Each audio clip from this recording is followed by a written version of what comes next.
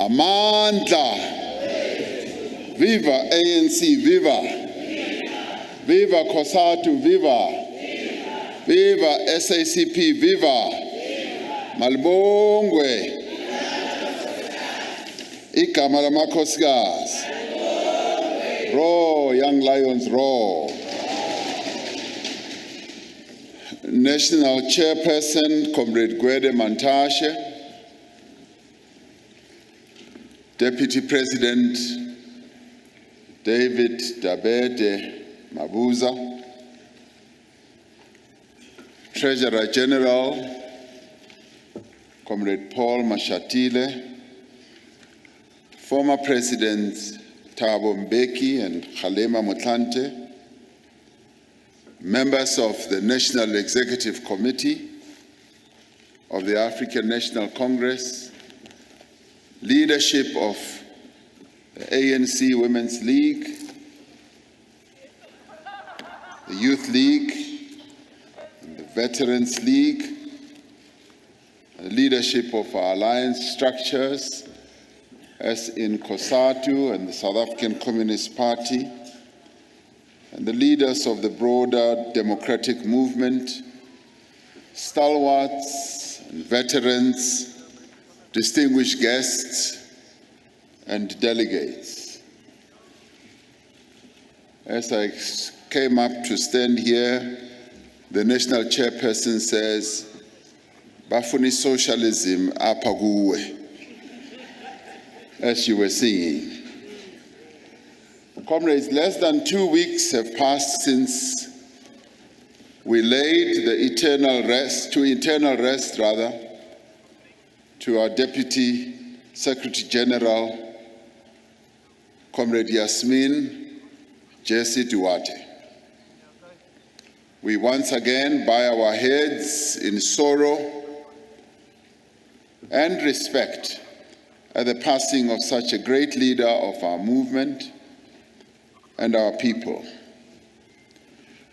As we undertake the important work of this conference, we should apply ourselves with the humility and the dignity and the determination that Comrade Jessie Duarte always displayed in all that she did on behalf of her movement as well as on behalf of our people. Let us honor her life and her contribution through the commitment to achieve the free, united, and equal South Africa to which she dedicated her life. This 6th National Policy Conference takes place in the year that the National Executive Committee declared to be the year of unity and renewal to defend and advance South Africa's democratic gains. As the National Chair said, this conference is being held in compliance with the ANC Constitution, which says that the NEC may convene a policy conference as a recommendation-making body on any matter of policy whenever it deems necessary. It continues to say, but the NEC shall convene a national policy conference at least 6 months before the national conference to review policies of the ANC and to recommend any new or to amend any present policy for consideration by the national conference. This conference was supposed to be preceded by the National General Council, for which our Constitution also provides. The COVID-19 pandemic made it impossible for us not only to hold the NGC, but for the ANC to function as it should, which in many ways negatively affected the strength of our various structures as well as the functioning of those structures. Notwithstanding a number of challenges, including the lack of sufficient resources to hold a policy conference of the size to which we are accustomed, we are nevertheless gathered here to discuss critical issues that concern the execution of the National Democratic Revolution. It is due to not having sufficient resources and time that we were also not able to hold this conference exactly 6 months before the national conference. And we would like condonation for that.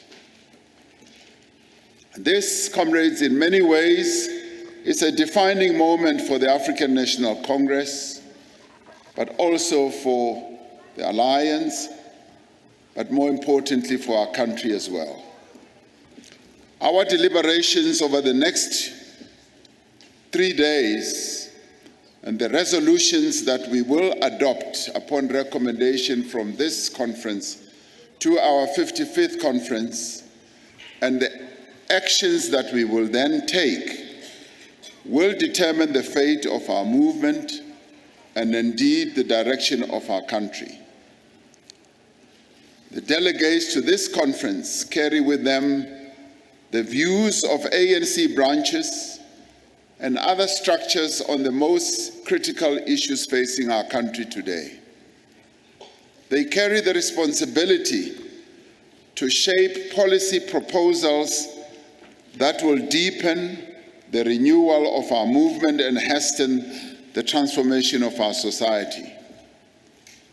As delegates, you bring here the outcomes of more than 3,200 branch meetings that you held in preparation for this conference. The proposals that we will deal with at this conference were discussed at some 40 regional conferences, 6 provincial conferences and provincial general councils that were called to discuss the proposed policies that will be recommended for our 55th National Conference in December. These processes, comrades, show and demonstrate the depth and robustness of our organization's democratic culture. And this conference should be seen as a place where we have a festival of ideas, where the ANC lives up to its role as the leader of society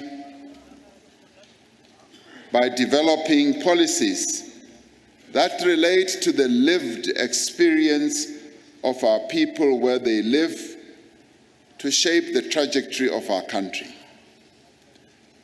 We have exhibited revolutionary discipline in our various discussions from whence we have come, and our exchanges at branch, regional and provincial level and the various preparatory conferences have been quite extensive.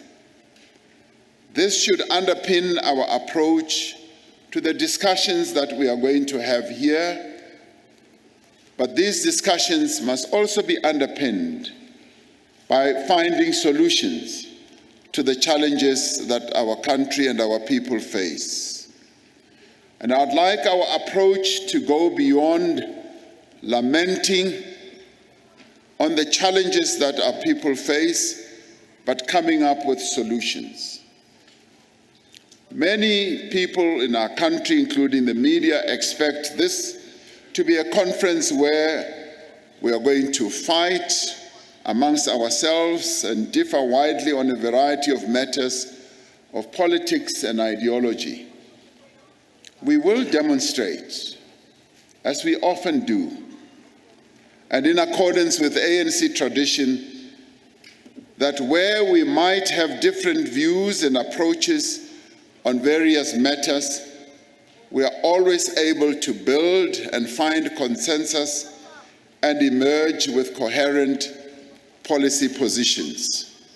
So we promise the media and others who are doubtful that we will come out of here with clear policies, coherent positions, because we are the African National Congress. This conference needs to send a clear and positive message about our determination to address the challenges that face our people and our country. The National Democratic Revolution currently faces a number of challenges and perils. Our movement, the ANC, has been weakened on a number of fronts. The weakened state of our branches has increased the distance between the ANC and our people. The divisions amongst us have also severely weakened our organization. And the same can also be said about the weak state of our alliance as well. COVID-19 pandemic has caused untold damage to our economy and society, affecting every part of the world and the way we all live. The pandemic, together with state capture, service delivery failures, and energy insecurity, have contributed to deepening poverty, unemployment, and inequality in our country. And now our people are faced with immediate and existential challenges, such as huge increases in the cost of living brought about by a number of factors, and some of them factors that are completely beyond our control, such as international events that are taking place way far from where we live. We have seen a rise in violent crime, including the recent spate of shootings in public spaces and criminal syndicates targeting our economic infrastructure and business operations. Our struggle to overcome the devastating economic and social legacy of apartheid and colonialism, a struggle which much progress has been made on, has been set back many years by these events that we are facing now. Despite the severe challenges we now confront, we have the ability as the African National Congress to turn things around, and that is why we are here. This conference is meant for us to come up with ideas, proposals, and policies that should turn things around. We should recall what our beloved late President Oliver Reginald Tambo said, reflecting on the adversity that our movement faced at the time. He said, "We did not tear ourselves apart because of lack of progress at times. We were always ready to accept our mistakes and to correct them. Above all, we succeeded to foster and defend the unity of the ANC and the unity of our people in general. Even in bleak moments, we were never in doubt regarding the winning of freedom. We have never been in doubt that the people's cause shall triumph," close quotes. It is important that we should remind ourselves of what one of the most outstanding and wise leaders of our movement said, reflecting on the challenges that our movement faced. The future of the National Democratic Revolution will depend on the decisions and the actions that we take in this conference. The future of the NDR will also depend on whether we are able to accept our mistakes, our shortcomings, but more importantly, on whether we are able to come up with proposals to correct those mistakes and shortcomings. Above all, it will depend on the unity of the African National Congress. We are therefore called upon to complete the fundamental renewal and rebuilding of the African National Congress. We are also called upon, comrades, to end corruption, strengthen the state at all levels, to grow our economy, and to create jobs. Here at this conference, we will reflect on the state of unemployment in our country. We will reflect on the state of our economy, but more importantly, we should then come up with what should be done. What is to be done should be the primary preoccupation that we are all seized with. The central defining task of this 6th National Policy Conference is to lay the basis for the restoration of the ANC and the National Democratic Revolution. To fulfill these tasks, we need to understand the moment that we are in. It is nearly 30 years since we achieved the democratic breakthrough of 1994. Since then, as a country, we have made important progress in giving effect to the vision of our guiding lodestar document, the Freedom Charter. While this conference must recognize and detail progress that we have made, its central purpose is to determine, as I've been saying, on how we can do better and what must be done differently. It must outline those measures we must undertake to make a dramatic as well as a disruptive, lasting change in the lives of our people. Through our Constitution, we have affirmed the fundamental principle that South Africa belongs to all who live in it, and that the authority of government must be based on the will of the people. We can tick that box. We have removed many discriminatory and exploitative practices of the past. We have enacted many of the rights demanded and set out in the Freedom Charter, and put in place policies as well as programs to meet the basic needs of our people.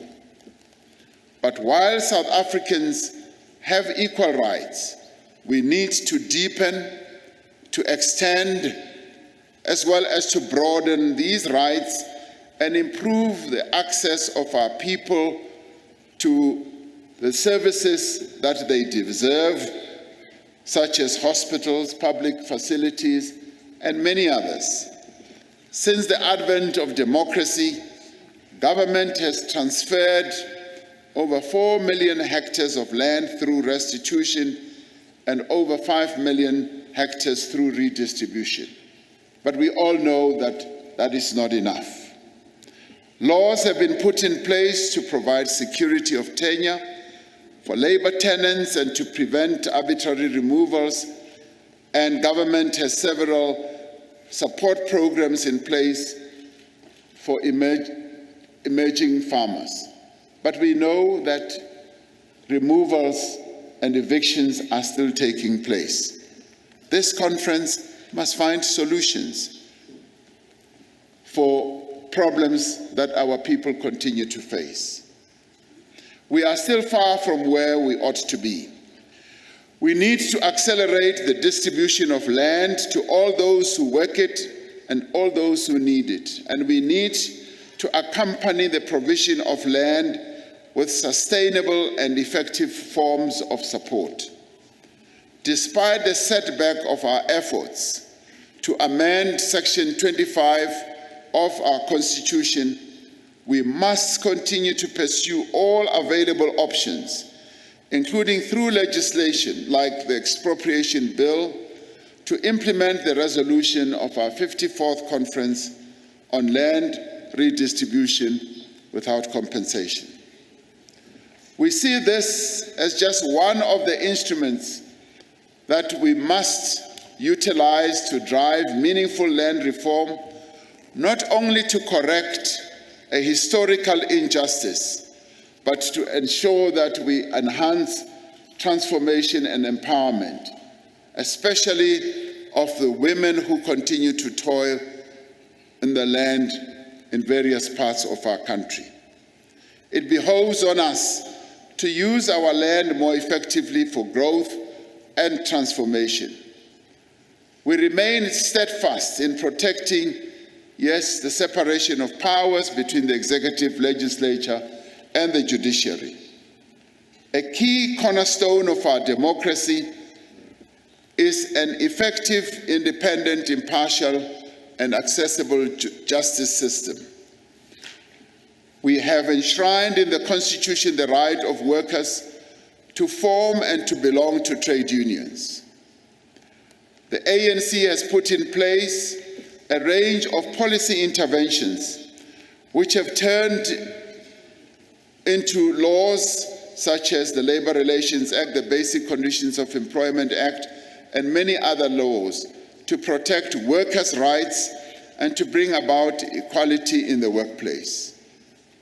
A minimum wage at national level has been introduced in furtherance of the demand in the Freedom Charter to address the huge gap in wages in our economy. We have put in place a comprehensive and integrated education system. But this conference should ask itself, is the integrated education system that we have put in place achieving the objectives of the economy that is continuously transforming, or the economy that we should transform? This gives us an opportunity to examine the outcomes of our education system. Access to primary education is universal for every single young person, but we need to ask ourselves whether every young person in the end does have that depth and extent of accessibility to the education system. Because we still find that many who register for education, their first year of education, do not finish 12 years of education. This conference must ask itself what the problems and the challenges are that our education outcomes are so poor. Through NSFAS, government provides financial support to students from poor and working class backgrounds for tertiary education. The assistance to our tertiary students has grown over the years, but we need to ask ourselves to the extent to which this needs to be broadened and deepened so that it achieves the outcomes that we envisage. In the past 28 years, we have made unprecedented progress in delivering water, electricity, sanitation, as well as refuse removal to millions who were denied these services. But we also need to ask ourselves, what is it that continues to make our people unhappy, to protest because of failures of service delivery? What is it when we set out to ensure that our people do have water? A number of taps around our country are dry and do not have water. So we need to have a very honest conversation amongst ourselves and look at these shortcomings and look at these failures and see the extent to which we are not serving our people well. Children under the age of 6, pregnant women, and the indigent are entitled to free medical care at public health facilities. We need to ask ourselves, is this happening in real effect?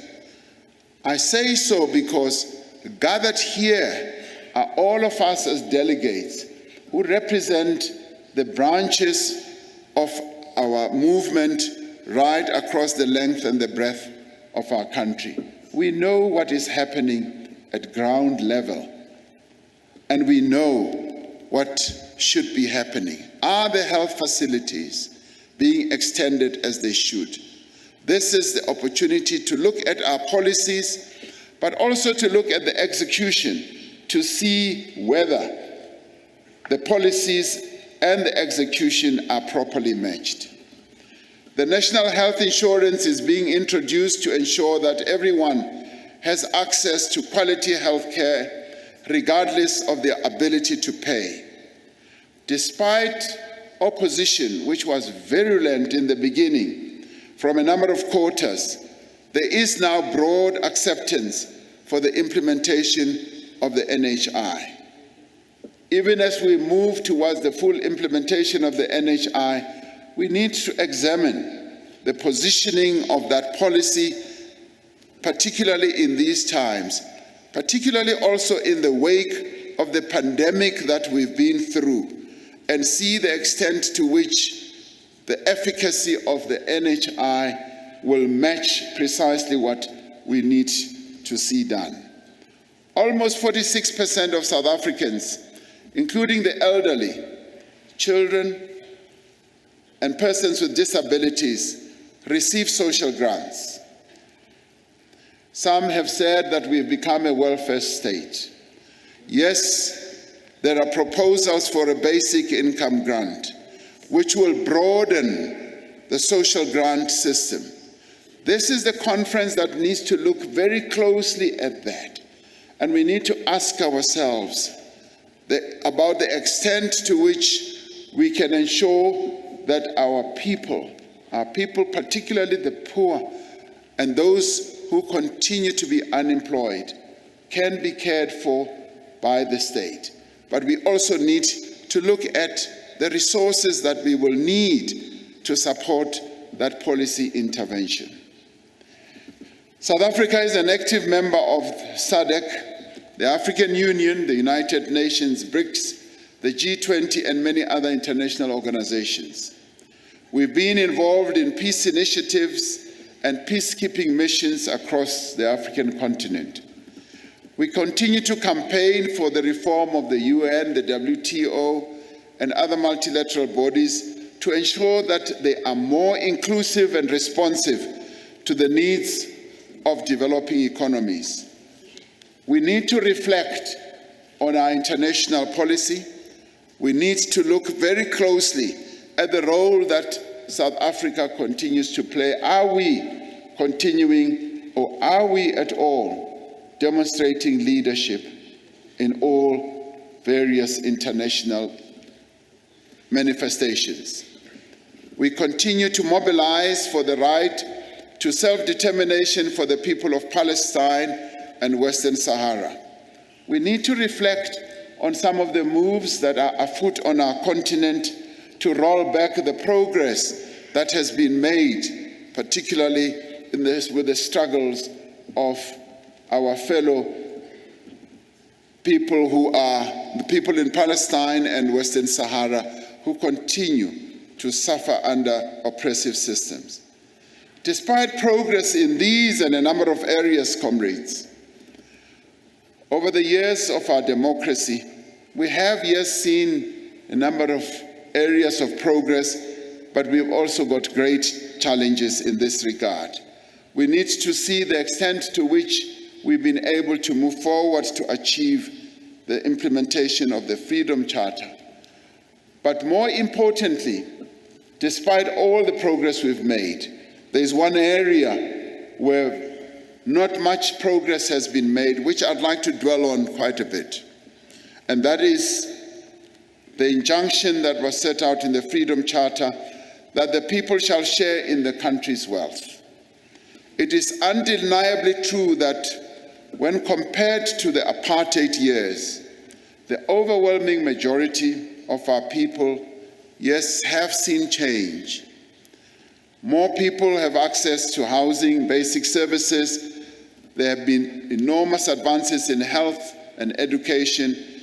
We now have competition policies and the measures that have been put in place to address the challenge of concentration of ownership and market dominance. All these are in place. But we cannot accept that the control and ownership of our economy remains in the hands of a few.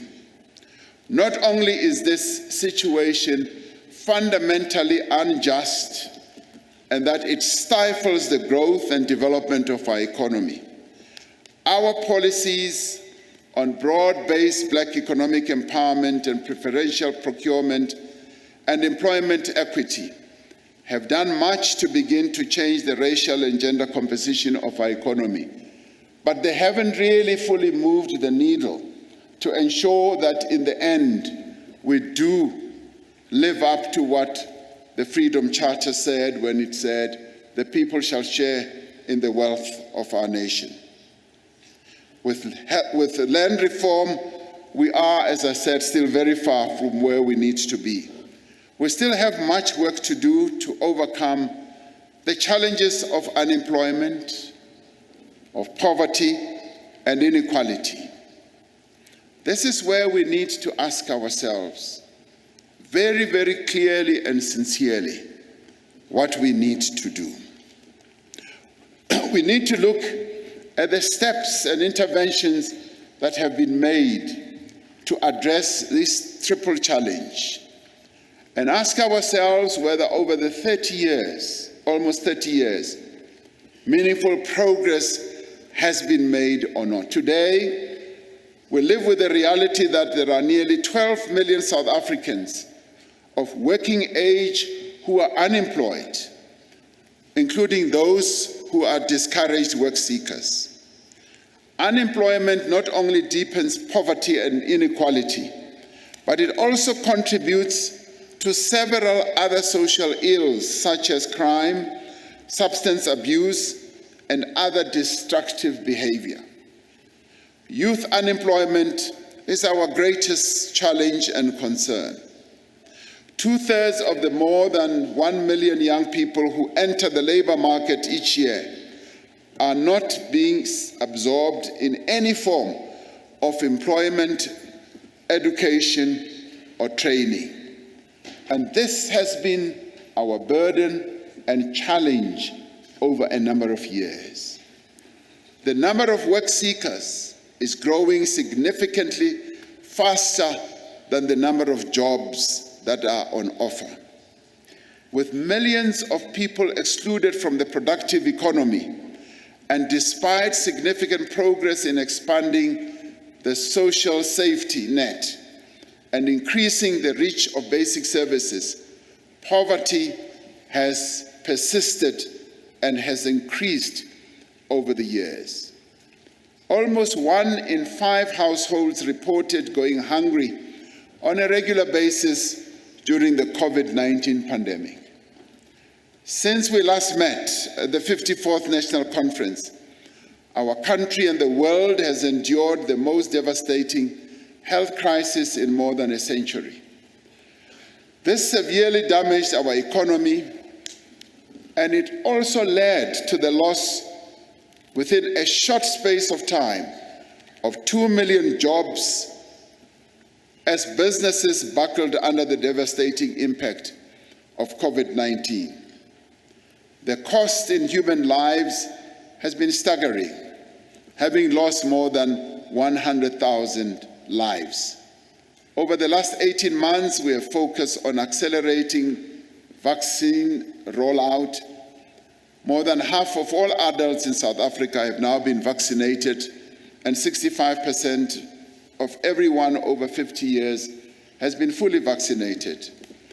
While the economic and social costs of this pandemic has exceeded any natural disaster we have experienced before, South Africans responded to the crisis with determination and resilience. And as a nation, we owe many people, particularly our health workers, security workers, and many others, for the outstanding performance that they did to save many lives.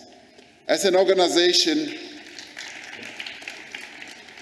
I think we ought to applaud them better than that. As an organization, we must commend our members who went out to communities. And here I must applaud ANC structures, as well as COSATU structures and party structures, who went out of their way to create a great deal of awareness about the disease and encourage vaccination. If there was a time when I saw us work together as an alliance, it was when we confronted COVID-19. And great thanks goes to all the structures who got involved in this. And yes, we should applaud them as well.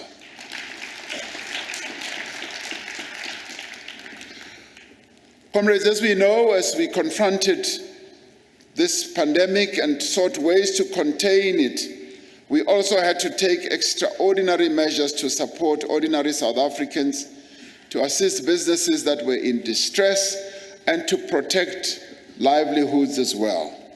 As the ANC government, we led in putting in place a massive social and economic relief package to provide cash directly to the poorest households, to provide wage support and to workers, and to provide various forms of relief to struggling businesses. This may not necessarily impact on policy, but it will be important for us to reflect on what we should do when our nation and our country is confronted by a pandemic of this nature. The ANC, through its National Working Committee and the National Executive Committee, did come up with these initiatives which were finally implemented at government level. A total of 18 million people, close on to a third of our population, received additional grant payments through the relief measures that we introduced. More than 5.7 million workers received wage support. Over 70 billion in tax relief was extended, and a number of businesses were given assistance. Not as much as we had expected for all, but indeed quite a number. Had it not been for these interventions, the impact of the pandemic would have been much worse. In October 2020, we introduced the Economic Reconstruction and Recovery Plan to restore the economy in the wake of the pandemic. The ANC and its alliance partners played a key role in developing the framework for the recovery, which was developed further based on contributions from our social partners at NEDLEC. As we continue to implement the plan, we have seen signs of recovery in the economy, although currently we see some setbacks that have come in. The growth experience in recent quarters has brought the economy to pre-pandemic levels much sooner than analysts had expected. The most recent figures show that the number of unemployed people in our country has dropped slightly, although not sufficiently as to be able for us to say the needle has moved. As we meet here, we need to recognize that our recovery, the green shoots that we may well be seeing, remain fragile, and we should expect that growth and employment will be affected by the global instability, the rising fuel and food costs, and the recent load shedding as well, which is going to have a massively negative impact. Despite the pandemic, we have been able to mobilize significant commitments in pursuit of the target that we set to attract 1.3 trillion rand of investment over 5 years. This investment drive is supported by a number of initiatives that we have put in place to ensure that our economy becomes competitive. Earlier, we introduced also the loan scheme for bouncing back a number of businesses. In March, the employee tax incentive was also introduced, which is having a markedly positive impact by drawing in first-time work seekers into employment as subsidized by the state. As part of our drive to create a new generation of black industrialists, we have been funding in a massive way and supporting about 180 black industrialists in the form of loans and grants. And we can see great progress as many of them are becoming real industrialists, thus moving us away from the colonial and apartheid economic construct that excluded black people from playing an important role in the economy of their country. Infrastructure, as we have often said, plays an important role in the economic recovery of our country, and this is now being taken forward as we look at catalytic infrastructure projects through the Infrastructure Office in the Presidency.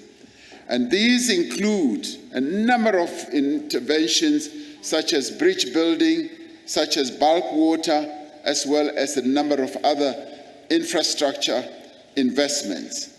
To address onerous bureaucracy that impedes business growth, a red tape reduction team is working across government to identify priority interventions that will enable us to have growth moving ahead much quicker. An important part of our growth strategy is to ensure that we have bold and far-reaching economic reforms. These reforms aim to achieve affordable and reliable electricity as well as transport processes.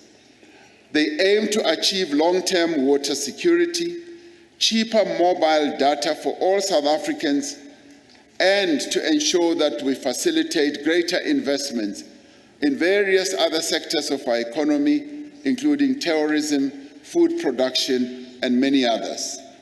Progress is being made in a number of these areas, particularly through the various interventions that we have made, through the master plans that we have put in place that have to do with textile and clothing, poultry, and a number of others. For example, in March this year, as we have moved ahead with our reforms, the long-awaited process of ensuring that we resolve the spectrum challenge that we have faced for over a decade was completed to expand access to internet and to reduce data cost. The revival of the renewable energy program and to increase the licensing threshold for embedded generation have opened the door to significant investment in new generation capacity. Generation capacity that should be embarked upon, yes, by the state, to the extent that it is able to deploy financial resources, to the extent that it is able to underpin with financial support to the state-owned enterprise such as Eskom. Also to encourage significant investment from the private sector to add to the generation of electricity that is so sorely needed in our economy. Transnet is taking measures to ensure that there is further investment in rail operations and also to ensure that there is investment in freight lines through mobilizing investment from other players. This initiative is aimed at addressing Transnet's investment challenges because Transnet also faces similar investment challenges as other state-owned enterprises. This will also enable greater efficiency and support for our export industries. In another example of progress, the backlog of water use license applications has been cleared as part of the reform process. It used to take up to 3 years for anyone to obtain a water license. It's now been reduced to some 90 days. So the turnaround time has been significantly reduced. Earlier this week, government announced additional measures, yes, to tackle the electricity crisis that we've been facing and that Comrade Soli Mapaila also spoke about. The measures that were announced will help to fix Eskom and improve the availability of existing supply, accelerate investment in maintenance at Eskom, and also accelerate investment by other operators to ensure that there is increased electricity generation capacity. But it will also accelerate procurement of new capacity from renewables, from gas, from battery storage, and enable businesses and households to invest in rooftop solar energy. Together, these reforms will expand the capacity of our economic infrastructure. It will reduce the cost of doing business and make our economy more competitive. Now, these are areas where, as delegates seated here, we will have a number of ideas. We will have a number of proposals. And comrades, as I said, this should be the platform where we have a festival of ideas, where we all come up with proposals and new ideas on how we solve all these challenges and problems that we've been going through. If there are new ideas, innovative ideas, if there ever was a platform where they should be placed, this is the platform. I would like us to spend a great deal of time in our commissions and finally in report backs from the commissions, where we will spend a great deal of time finding solutions, examining what has been done thus far, and coming up with solutions, practical solutions. But comrades, including solutions, for instance, where we come up with bright ideas on how, for instance, we solve Eskom's 400 billion debt burden. COSATU has come up with proposals in this regard, which were also put forward at NEDLAC. But there may well be a number of other proposals that these delegates who are seated here can come up with. How should we address this? And how should we also address the challenge that Comrade Enoch Godongwana continues to face when he seeks to put together a budget that will not only address the social needs of our people, but also address the investment challenge that we have to invest further in our economy.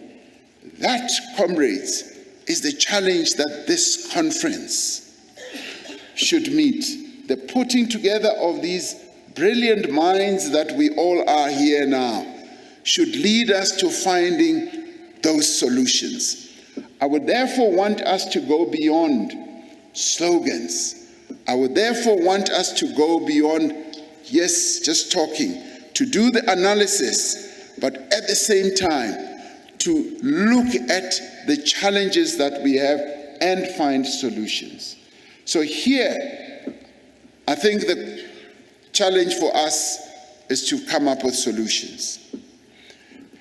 As these reforms that I've been talking about are being implemented, as new opportunities arise, we also call not only on all of us, but also principally the private sector, to undertake the investment drive that they have been talking about, to match the commitment of government with a similar commitment that we have demonstrated through the reforms that we have been implementing, and to make sure that they come forward and invest in the economy and develop capacity in our economy. During these past 2 years, we have overseen an expansion of public employment that is unprecedented in speed, in scale, and in innovation.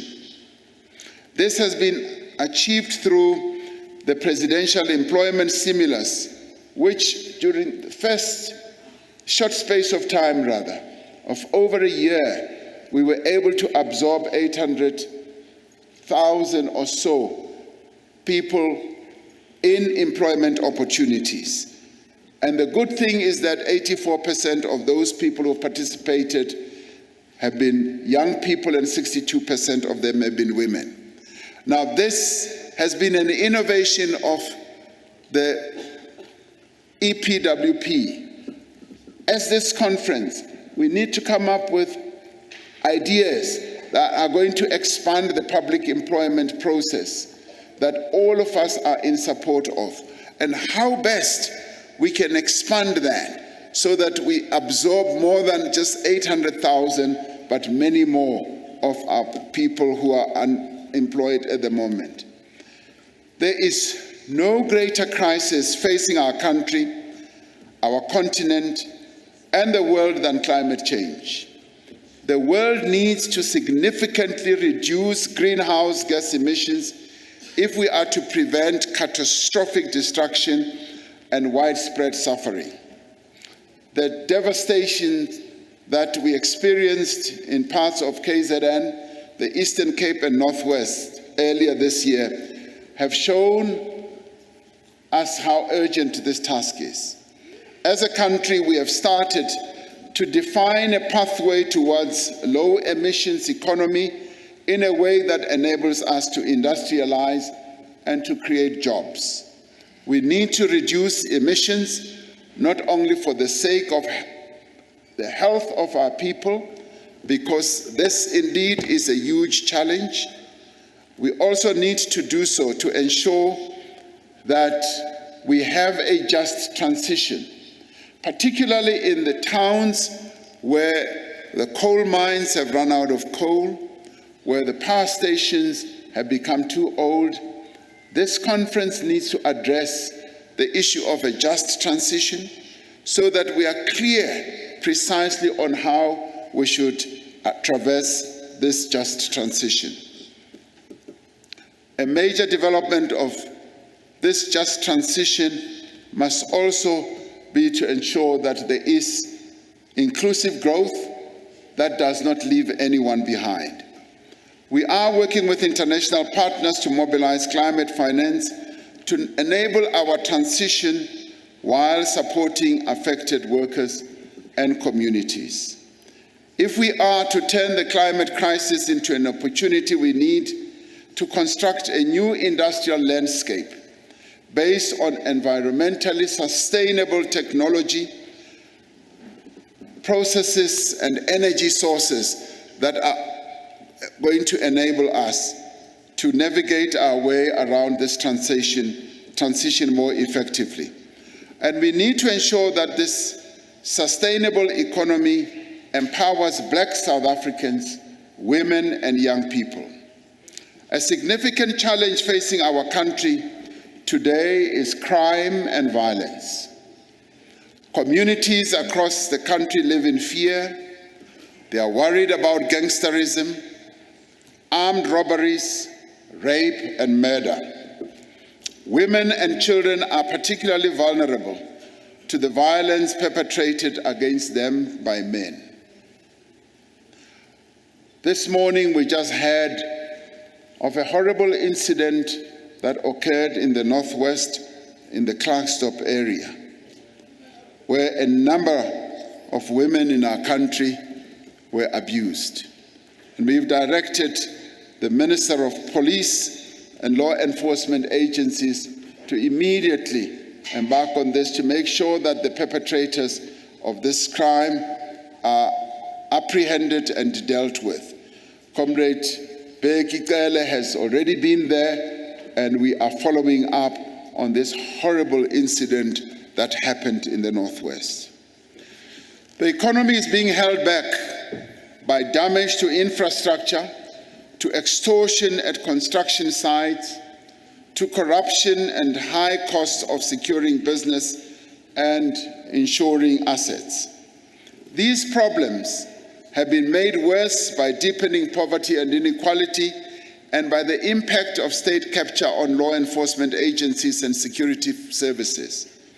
Since the 54th National Conference, we have prioritized building capacity within our law enforcement agencies.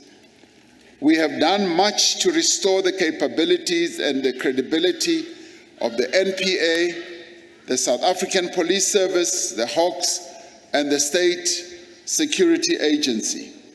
We are recruiting significant numbers of new police personnel, strengthening the public order policing unit, and working to re-establish community policing forums.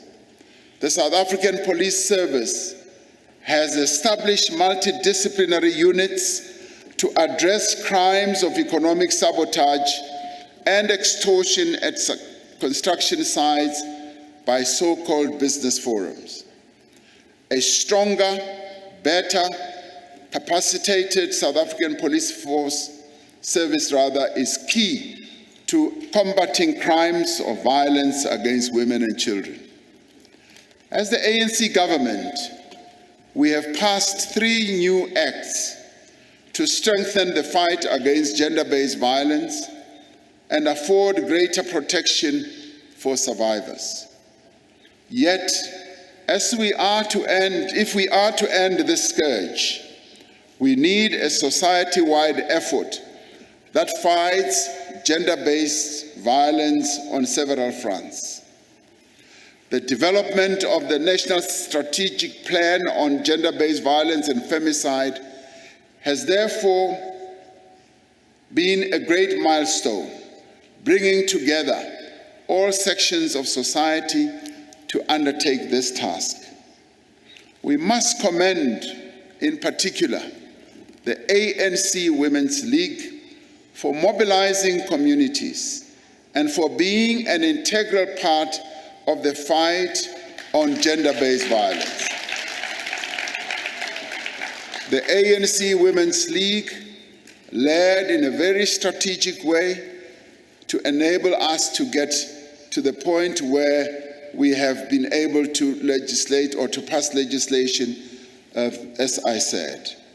Community-based organizations have an important role to play, including in the development and the implementation of programs around gender-based violence, substance abuse, teenage pregnancies, mental health, the LGBTQI+ advocacy, and other issues. What we now need to do at this conference, I'd like us to focus a little bit more attention on the rising scourge of gender-based violence and ensure that we debate this matter and find solutions that possibly go beyond what we have initiated. With the wisdom that resides in this conference, it will be good, comrades, if we can come up with other solutions. Gender-based violence continues to rage in our country. During the health pandemic, we characterized it as a second pandemic, but it continues.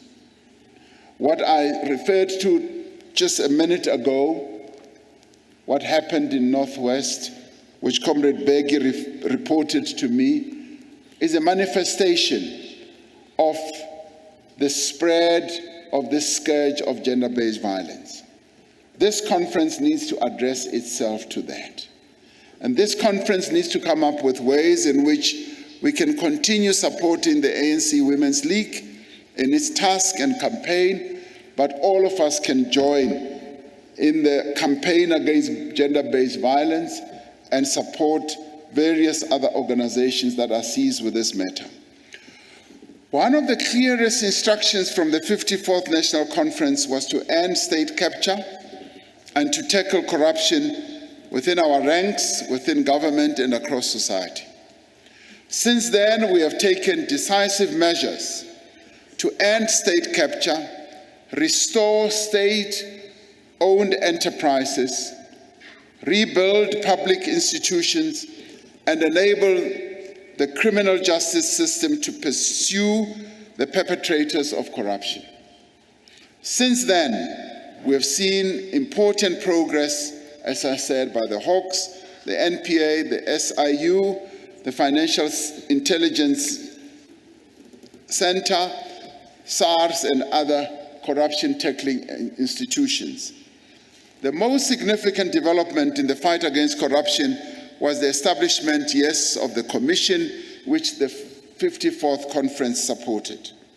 The Commission finalized its report last month, and government has embarked on a process to consider all the Commission's findings and recommendations.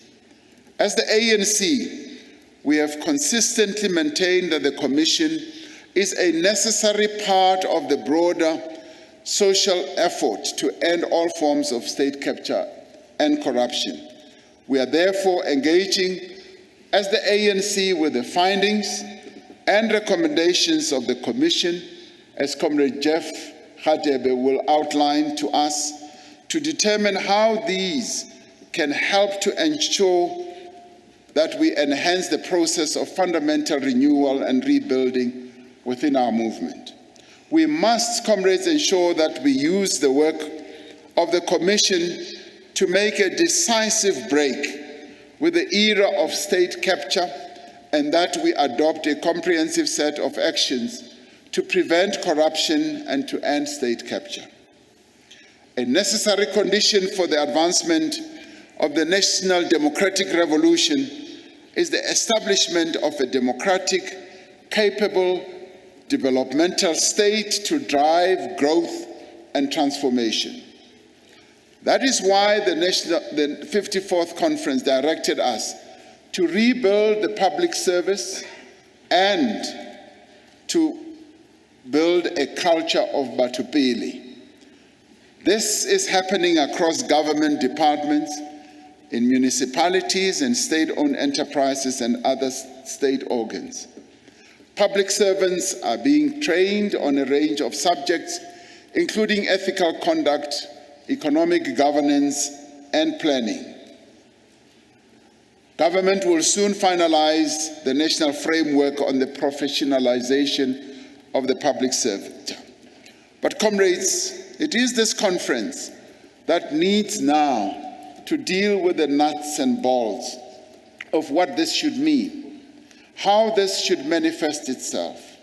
It is this conference that should deal with all this and not just leave it up to government, because we are the governing party, and it is the ANC and its alliance partners that must lead in this process. Yes, a framework is being developed to deal with issues of merit-based recruitment and appointments, integrity testing for all recruits, and curriculum development. But it is us seated here who must now give meaning and flesh to all these matters that are being dealt with.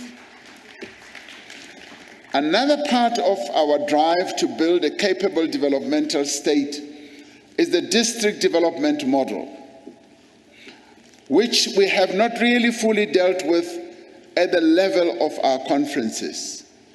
This conference gives us the opportunity to look more closely at this model, which, by the way, has been in implementation over a number of years. There are a number of provinces that have been implementing this model in a number of iterations. For instance, KZN has been implementing this through the Sugumasake process, and a number of other provinces have been doing so. Now we need to integrate that whole process as delegates to this conference and see whether this district development model, from a policy point of view, can actually lead to the strengthening of the state as we envisage. This model aims to eliminate wastage, to eliminate duplication of resources, and requires leaders and public servants at all levels who will work as a single unit within districts, and that we should all move towards a single plan at national level, provincial level, district level, and municipal level. Comrades, local government is another area that this conference needs to spend a great deal of time dealing with. Local government is the sphere of government where the state is at its weakest. 5 years ago, in June 2017, 8 municipalities were under administration of the national and provincial government. By June 2021, 23 municipalities were under administration. And by February of 2022, this number has now grown further to 33 municipalities. Instead of moving forward, we are moving backwards when it comes to local government. As we have recognized before, many of the challenges that we face arise from poor management of the political administrative interface. Comrade Nkosazana Dlamini Zuma, who has the responsibility as the Minister of Cooperative Governance and Traditional Affairs, always says to us and says, President, the problem with the state of our local government is us, as the African National Congress. We are the problem. We are the ones who are causing the problems. And as a result, communities protest. And when they protest for lack of service delivery and many other problems, they are protesting against us. So comrades, at this conference, and not any later conference, we must find solutions. And it is around the poor management issues. It is around the political and administrative interface where we must come up with real solutions. We also need to deal with the issue of real accountability when we come to this issue. There is weak oversight, poor accountability, and inadequate consequence management systems. We often allow a whole lot of wrong things to continue.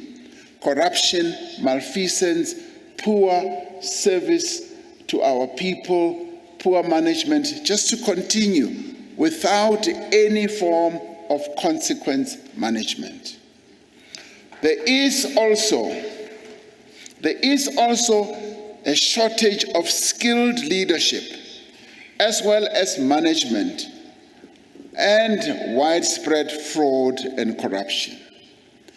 Comrades, we do need to get to grasp this challenge we face, where through the fraud that is committed at that various levels, government overpays for services and products, where when we could have bought a product or a service for R1 million, yes, we enable government to pay 50, 100 million rand.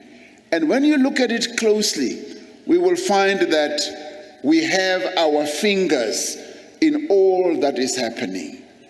This conference must address that, because that is what impedes growth. That is what impedes service delivery to our people.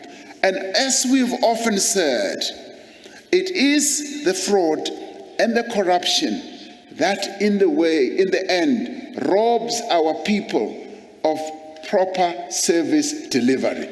Comrades, this must end, and this conference must address this problem. Now, what this has led to, which we must also address, is a situation that has contributed to continuous declining levels of voter participation in elections, but much worse, diminishing support for the African National Congress. As people see all these things happening, they turn away from the ANC. This is in part what resulted in the loss of several key municipalities in last year's local elections and the emergence of coalition governments in several places. And as we know, coalition governments are a prickly pear. You never know on which side you should handle them, and we often see them collapsing. The only answer to the problem of coalition governments is for the ANC to win outright majorities in all our municipalities. That is the only way we can solve this problem. Our experience since then has demonstrated that coalition governments are ill-suited to effectively drive development, to provide quality services to our people, and to ensure accountability.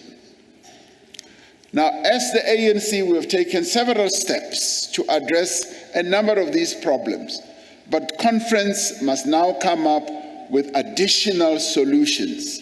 We must come up with the key solutions that are going to solve this problem, because I see this as an existential problem.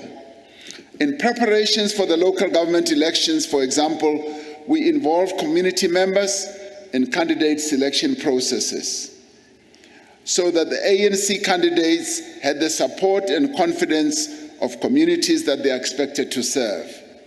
Now, a number of questions have also been raised around this, and we need to examine whether this is the right route to take. All mayors in ANC-led municipalities underwent thorough vetting and interview processes. We need to ask ourselves whether this finally can solve the problems and the challenges we face. We launched the ANC Local Government Barometer to track whether we are making progress and keeping to our commitments. We have amended the Local Government Municipal Structures Act to promote ethical conduct by councillors and impose harsher consequences for wrongdoers. One of the most significant developments on the African continent since the formation of the OAU in 1963 was the coming into effect of the Africa Continental Free Trade Area in January of last year. This is meant to create a market of 1.3 billion people on our continent, and which is supposed to grow or expected to grow to 2.5 billion in 2050. By increasing trade amongst African countries, the AfCFTA will drive production in areas like manufacturing, agro-processing, and other activities across the continent.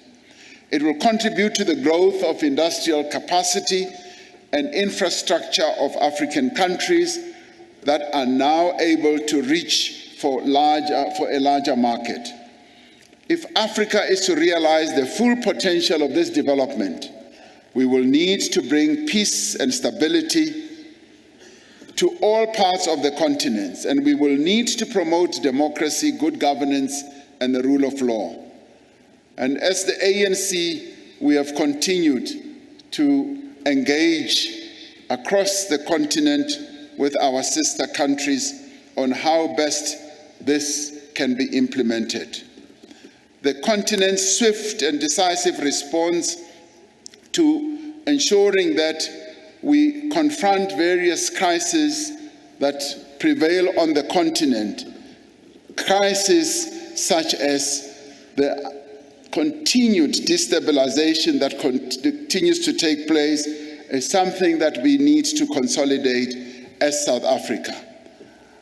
Our task now is to apply a number of approaches so that we can have common solutions to the various challenges that our continent faces. And we can point to significant progress on the continent in a number of areas, much as the continent continues to face many challenges. As the COVID pandemic took its toll on the global economy, on the African continent, we were able to cooperate quite extensively and came up with initiatives that have enabled us to be able to engage with the more developed economies on issues such as vaccines, as well as protective equipment for dealing with the pandemic. The conflict in Ukraine has continued to deepen the global crisis that we face, and on the African continent, we're also facing the effect of that conflict through the rising fuel prices as well as food shortages. These events have demonstrated the weakness of international institutions like the United Nations and have made the case for the reform of the UN even more urgent. In the face of these challenges, we need to be more assertive in advocating a global political and economic architecture that is democratic, fair and inclusive, and which prioritizes the needs of the interests of the poor.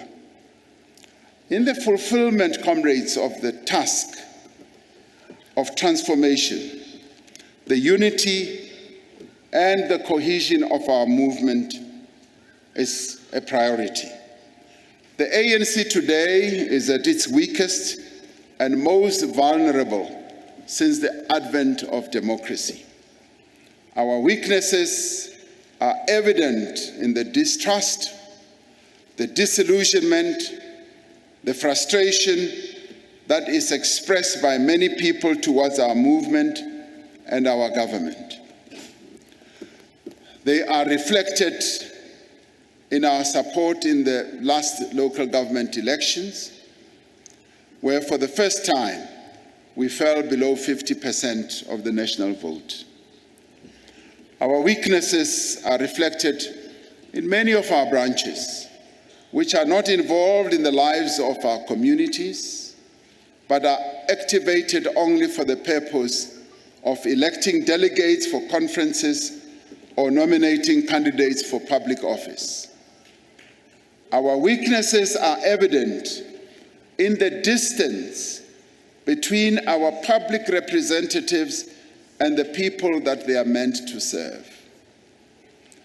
Perhaps most striking, our weaknesses are evident in the divisions within our ranks.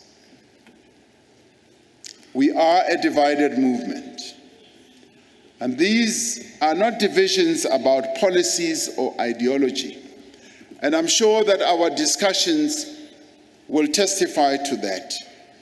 But they are driven by competition for positions, by the competition and contestations of structures and the pursuit of access to public resources and patronage as well. These divisions manifest themselves in gatekeeping, yes, even in vote buying, and the manipulation of organizational processes. These divisions are manifested through all these challenges and problems that continue to debilitate our organization from serving the people of our country effectively. These weaknesses in our organizations, however, are felt beyond our structures. We can see the impact of our divisions and faults in our alliance partners and informations of broader democratic movement. We can see how our divisions have also weakened governance in many areas, have undermined public institutions, and have hampered maintenance of infrastructure and provision of services. These were among the challenges identified at the 54th National Conference, and which informed the firm decision of that conference to embark on a program of fundamental renewal and rebuilding. Despite trying circumstances, the ANC is showing signs of renewal, and we are continuing to forge unity around several issues. We've been able to make progress around the processes of organizational rebuilding, where our branches were able to hold their BGMs in the midst of a pandemic and undertake campaigns in the communities. It is significant that as we prepared for this conference, around 3,200 branches were able to hold their meetings. The Letsema campaign has seen our members move out and engage communities. Letsema is about grounding our movement among the people, ensuring the people can once again trust us to be a champion of the poor, to be a champion of the vulnerable, who work with them to improve their lives. We have also seen progress, yes, in rooting out corruption and ill discipline within our ranks and beginning the process, difficult as it is, of tackling factionalism. We have implemented several of the conference resolutions on corruption and wrongdoing. As we have done this, we have witnessed concerted attempts, yes, to continue to destabilize our organization by forces intent on pursuing narrow interests. This has taken many forms: the distortion of organizational processes, serious acts of social instability and criminality, and sustained propaganda campaigns. This is the work of forces both within our own ranks and outside our movement that are threatened by the process of renewal and rebuilding. We have said, comrades, that the delegates to this conference carry the weight of history. That is because from this conference must emerge the policy proposals that, as the leaders of COSATU and the SACP were saying, must advance the NDR and put it back on track. From this conference must emerge policy proposals that will drive forward the radical economic and social transformation that is required to achieve a better life for all. Our first task must be to complete the fundamental renewal of the African National Congress and reposition it as a united, principled, disciplined, and popular and effective agent of change. The renewal of the ANC requires that we build our branches as agents of change, and the renewal of our movement must be centered around, yes, our branches, our members, and communities that our branches serve. That is where change must take place in a visible and meaningful manner. Structures must be rooted in their communities, and their activities and campaigns must respond to the concerns and the needs of our people. We're already seeing the return of these practices through the Letsema campaign, which have been taken up by a number of branches. We must earn our role as the leader of society. If the leadership of the ANC is not respected, we cannot lead society. Leadership is earned by showing the people that we respect them, we respect the laws of our country, and conduct ourselves with humility and integrity. To renew the ANC, we must be able to end a number of bad practices that have seeped into our organization.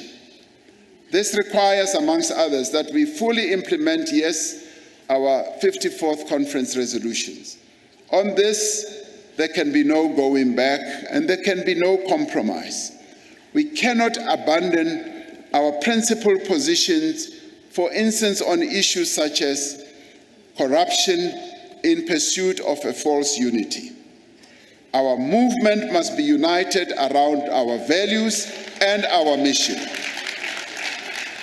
It must be united against corruption, patronage, and against factionalism.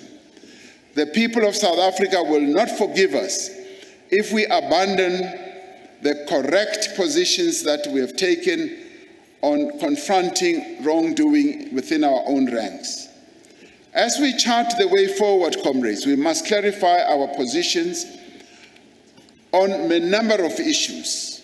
For instance, on financial issues, financial interests should be declared by ANC leaders, the conduct of lifestyle audits, and our policy on ANC leaders and many others who get involved in acts that are inconsistent with our Constitution. Recruitment of members must be accompanied by effective induction, political education, and the involvement of new members in local programs that advance the interests of our people. This we should deal with as we look at proposals for the amendment of our Constitution. We must also build a more youthful organization.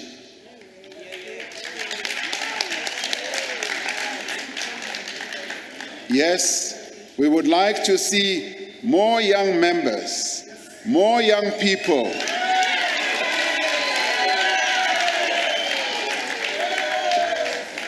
The ANC needs to replenish itself, drawing more young people into its ranks and into leadership structures. Now, as we applaud, the revival of the ANC Youth League is critical for our movement. We must have a cohort of young people, and listen carefully. Listen carefully. I agree we must have a cohort of young people to take over the leadership of the movement and our country. At the same time, we must also,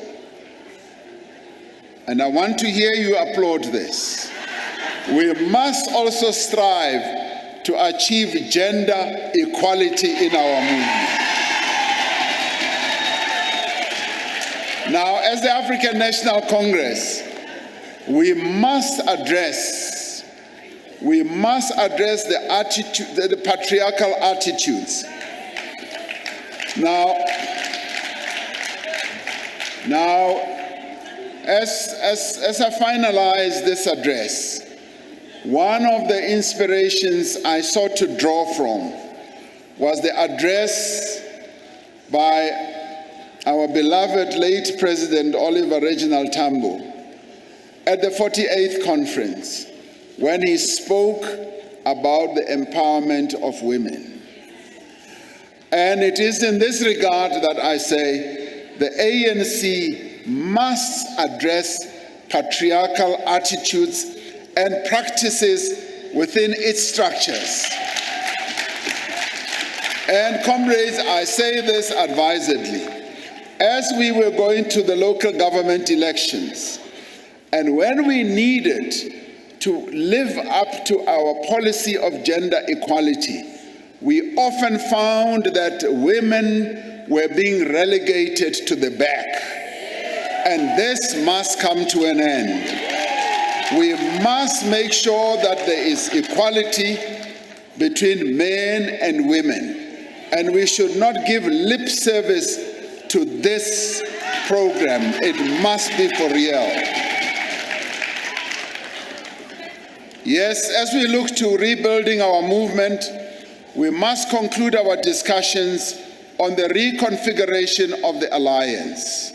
Comrade Soli and Comrade Losi may not have mentioned this, but one of the challenges that we face in making the alliance much more effective is addressing this issue of the reconfiguration of the alliance. And I'd like to see this conference, when we deal with our organizational issues, to look at what a reconfigured alliance is likely to be like. This cannot be an abstract discussion, but must be informed by our common responsibility to address the many complex challenges that confront the people of our country as well as our continent. We need to defend and deepen our commitment to non-racialism, Comrades, non-racialism is a fundamental principle of the ANC. It's a principle that lies at the heart of our objective to build a South African nation with a common patriotism and loyalty. We must build non-racialism within our movement, and we must also build it in society, so that when people look at our movement throughout its structures, its leadership cohort, they must see that we are indeed adhering to the principle of non-racialism, which Comrade Jesse Duarte continued to harp on. Let us do so even at this conference in honor and remembrance of Comrade Jesse Duarte. Our second task is advancing the NDR, is to accelerate far-reaching economic reforms and stimulate growth. Our focus must be on addressing unemployment, which is a necessary condition for economic growth. Now, comrades, on this one, we all know the real challenge in our country. I would prefer, when we close this conference on Sunday, to have heard real concrete proposals that should come from this conference on how we should address unemployment. The people of South Africa would like to hear the African National Congress coming up with plans, coming up with proposals on how we are going to address unemployment. Comrades, if we don't, we will have failed the people of South Africa.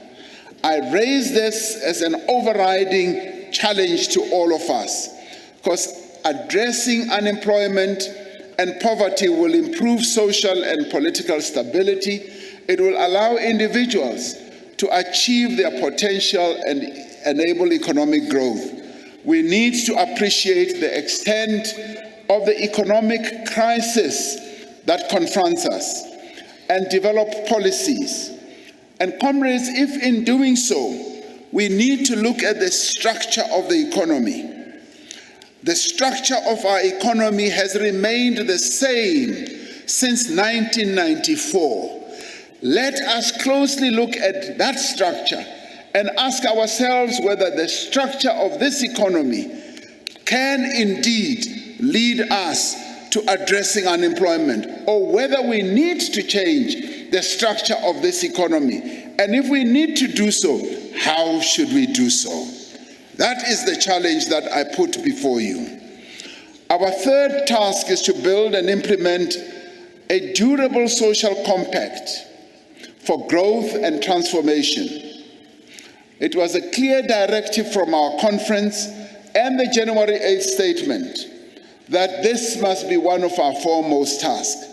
We are continuing to put together this social compact despite delays, despite challenges, and I know that a number of us are continuing to be frustrated, to be disappointed with us not being able to conclude this. But there are challenges, and this conference, and it's wonderful we are here at this conference, this conference must also address itself to some of those challenges, which will also be outlined in some of the commissions that we are going to have. Because we will not be able to emerge from this crisis unless all parts of society are involved in developing clear plans and clear actions of how we can implement a social compact. We have several examples in the recent past where we've agreed on common programs to address common challenges. And these include what we have done during COVID, during a number of other challenges. Our history tells us that we can come together to solve our problems, that we can achieve consensus, and that we can make a difference. And our other task is to end the cycle of poverty.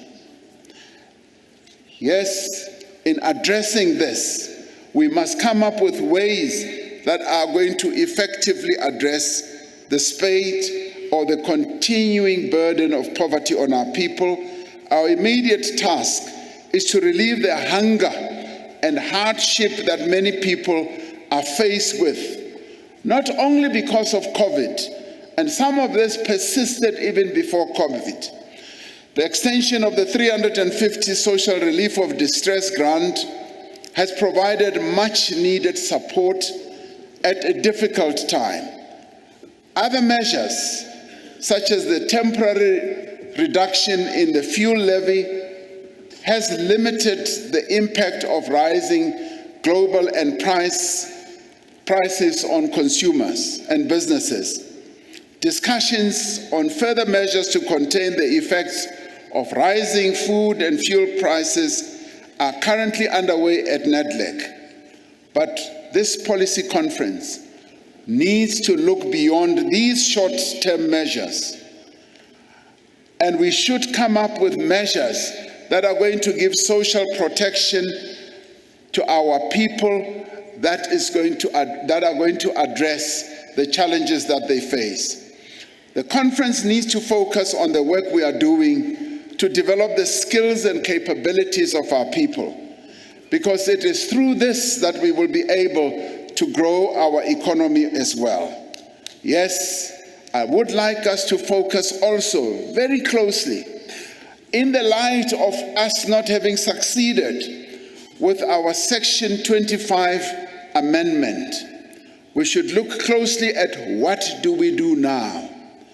Because when the 54th conference took the decision on the issue of expropriation of land without compensation, it had pivoted its hopes on us being able to achieve a 2/3 majority to effect the constitutional amendment. We did not achieve the 2/3 majority. This conference must therefore focus on what do we do now. A number of proposals abound, but this conference must address those. We need to tackle a number of other issues which were decided by the 54th conference and look at how we can implement them more practically. Our fourth task is to deepen our efforts to empower the women of South Africa and make sure that their economic and financial position is much more enhanced. And this should be pursued through the preferential procurement process in both government and the private sector. And we must remove all impediments to the development of the girl child, including the social attitudes that continue towards domestic responsibilities and access to education and health care for the girl children. Our other task is obviously to build a capable state, which I've spoken about. We need committed, diligent, capable, and ethical public servants who are at the heart of a developmental state. I met with the President of the European Union just a few days ago, and he said to me, "You know, President, one of the challenges that we face, even at the European Union level, various governments there, is that we take positions and decisions at the political level, at the top level, and we find that at the public servants level, that is where implementation is lacking." I said that is precisely the challenge and the problem that we are also going through. And he said, "I'm glad you are also going through the same problems. Let us find ways of unlocking that logjam." Because truth be told, comrades, that is where our problem is. We need, therefore, to resolve this problem and empower our civil servants, our public servants, to be able to implement the decisions that you will take here as the governing party. This is where the real challenge is. Our other task is obviously to contribute to peace and stability and development on our African continent. And we must continue playing our key role as South Africa in enhancing peace and stability on our continent, and that is where we continue to play a key role in areas such as the DRC and also in Cabo Delgado in Mozambique. And also, we cannot and should not rest while a part of the African continent, Western Sahara, remains under colonial occupation. We must come up with further ideas on what we do now. Nor can we accept that the occupation and oppression is to be the fate of the people of Palestine in perpetuity. At the AU level, there is now a massive move, yes, to recognize or to give the state of Israel an observer status at the AU level. And that is threatening to divide the AU and the continent. This conference must discuss this matter and see how best we address this. Obviously, in the end, we need to address all these challenges. The sixth policy conference has a clear responsibility, as I conclude, to debate and develop all these proposals so that when we go to our 55th conference, we are armed with clear recommendations, not wishy-washy recommendations, but clear recommendations that are coherent, that we will put forward. But that is not all that we should expect from this conference.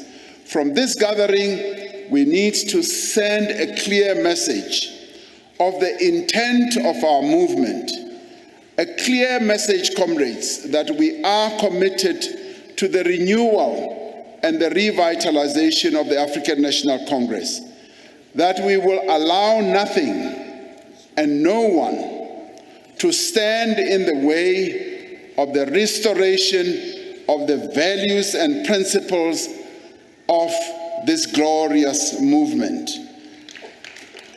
A clear message that our foremost priority now is to create jobs for our people. From this gathering, we must make a call on ANC members and leaders to take personal responsibility for the rebuilding of the ANC and not the destruction of the African National Congress. I repeat, each one of us, as leaders and members, we must take personal responsibility for the rebuilding of the ANC and not its destruction. We call on all branches, the structures of our movement, to dedicate themselves to the fundamental tasks that our movement has identified. And we call on all of broad society to work with the African National Congress and the Alliance to deepen transformation so that we can continue building a united nation.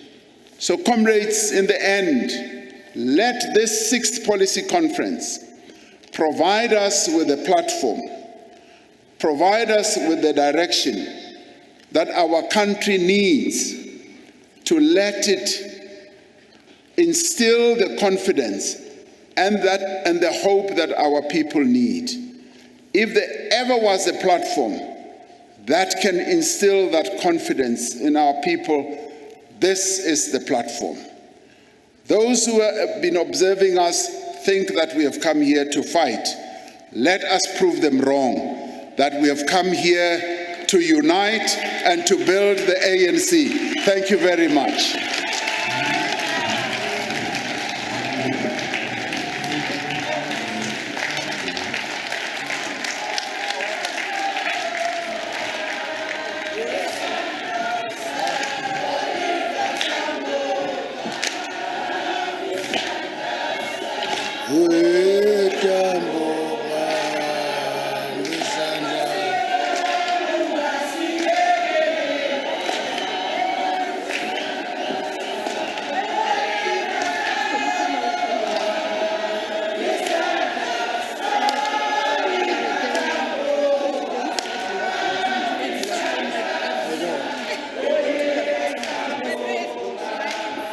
Hello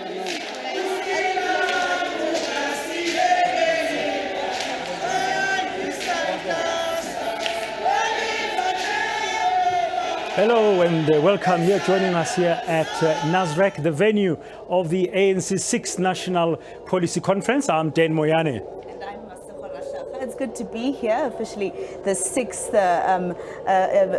policy conference of the ANC taking place. Behind us, Bradan, actually in hall number 6, if you're still watching the visuals, the president just concluded his speech, his opening speech as the president. What did you take from it, Bradan? It's about 2 hours long speech. That's the first thing I took out of it, the length of the speech. But some people will say it was necessary for him to set the tone. He's the leader of the African National Congress. He's supposed to show the delegates and share with the delegates what they should be seized with going forward. Overall, I thought the president could have put the line down more firmly to say this is what we got going, this is what we need to get going. But there were a couple of points towards the end of the speech where he got a lot of applause, especially around, I'm sure you're going to smile, about youthful leadership in the ANC, the country as well. He said, and gender as well, which is very important. Yeah, I found that quite important. But I also, the other thing that I found important is what he said, and we'll be asking our political analyst, Professor Ngqebisi, who is here with us, exactly what he thought about that when he spoke about the fact that they shouldn't be pursuing false unity. This is a party, Bradan, that has been talking about unity since its 53rd national conference in 2012. They called it a decade